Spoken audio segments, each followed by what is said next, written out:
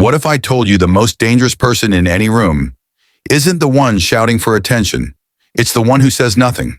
The one who watches quietly, feels deeply, and waits. Not for revenge, not for validation, but for truth to rise.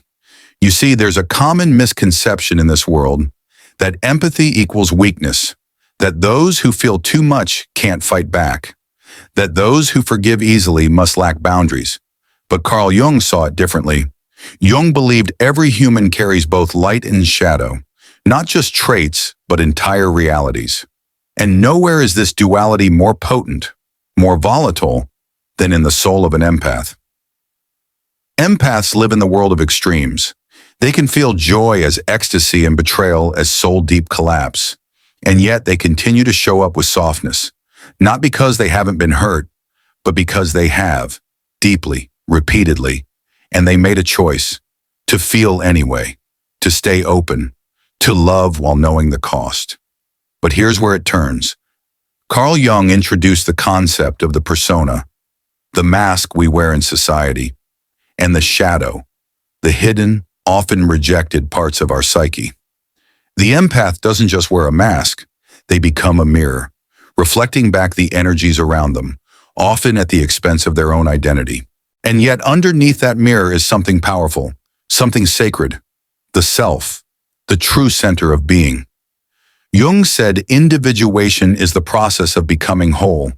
And for an empath, that journey begins with pain. They love people who drain them. They forgive people who never change. They see light in those who only offer shadow. But one day something snaps, and not with noise, but with clarity. The empath stops chasing, stops fixing, stops explaining their worth to those committed to misunderstanding it. And that's when the shadow begins to integrate. You see, the empath's shadow isn't rage or revenge. It's boundaries. It's discernment. It's the ability to say, no more. Not from bitterness, but from awakening. Jung believed transformation happens at the edge of chaos. He called it an antiodroia. When pushed far enough, things turn into their opposite. The gentle become firm. The forgiving become final. The open-hearted become closed to manipulation. The empath, when pushed too far, doesn't explode. They evolve. They don't argue. They act. They don't beg. They release. And when that happens, when their compassion is no longer a leash, they become something else entirely. Imagine someone who has walked through emotional warfare and refused to become a soldier of resentment. They've been gaslit, ghosted, used, and underestimated. And instead of seeking revenge, they sought understanding, not of others, but of themselves. And this self-knowledge is terrifying to those who manipulate, because narcissists rely on reaction. They need chaos to control. But a transformed empath doesn't react. They see the game for what it is and simply stop playing. Jung described the feeling function, a dominant trait in empaths, as not emotional volatility, but emotional discernment. The awakened empath doesn't just feel what you feel. They understand what you feel before you do. They don't need proof. They have perception. They don't need apologies. They've already read the pattern. Empathy, when matured, becomes psychic vision. They see behind the words, behind the smiles, behind the patterns of manipulation. And here's what scares toxic people. The empath doesn't confront them. They expose them without saying a word. Now let's talk about the turning point. Carl Jung called it the emergence of the self, a moment when the fragmented parts of you unite, when you no longer reject your shadow, but integrate it. This is when the empath becomes complete. They no longer feel guilty for saying no. They no longer confuse love with sacrifice. They no longer carry people who refuse to walk. They understand now that empathy without boundaries is self-destruction. So they stop pouring into bottomless cups. They stop trying to save people committed to drowning, and they choose themselves. This isn't selfishness, it's self-respect, and it's revolutionary. Because in a world that profits off your doubt, your silence, your self-abandonment, choosing yourself is an act of rebellion. The empath doesn't become cold. They become clear. They don't seek revenge.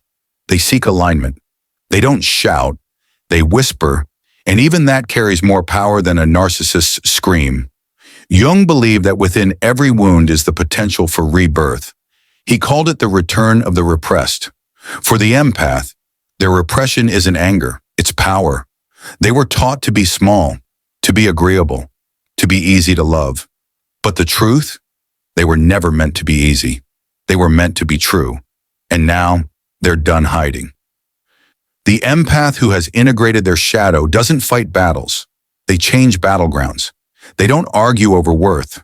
They embody it. They no longer need closure from those who created confusion. They create closure by walking away. And in that act, they reclaim everything they once gave away, hoping someone would return it.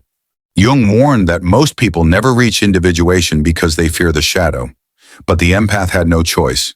They were thrown into the fire, and instead of burning, they forged. They don't seek peace outside themselves anymore. They are the peace, because they've made peace with all parts of themselves, the giving and the guarded, the soft and the stern.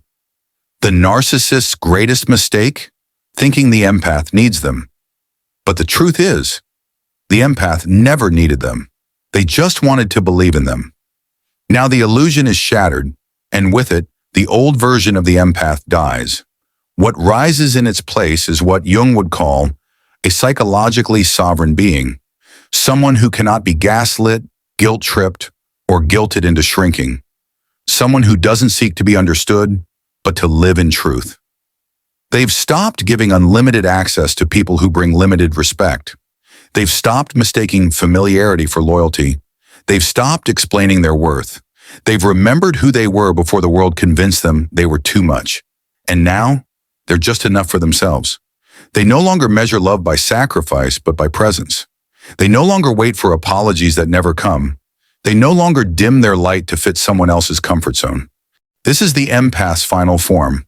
They love, but selectively. They forgive, but with wisdom. They engage, but with discernment. They are no longer available for chaos, no longer accessible to manipulation, because they've learned the art of stillness, of watching, of walking away, not in defeat, but in mastery. They are grounded, intentional, whole.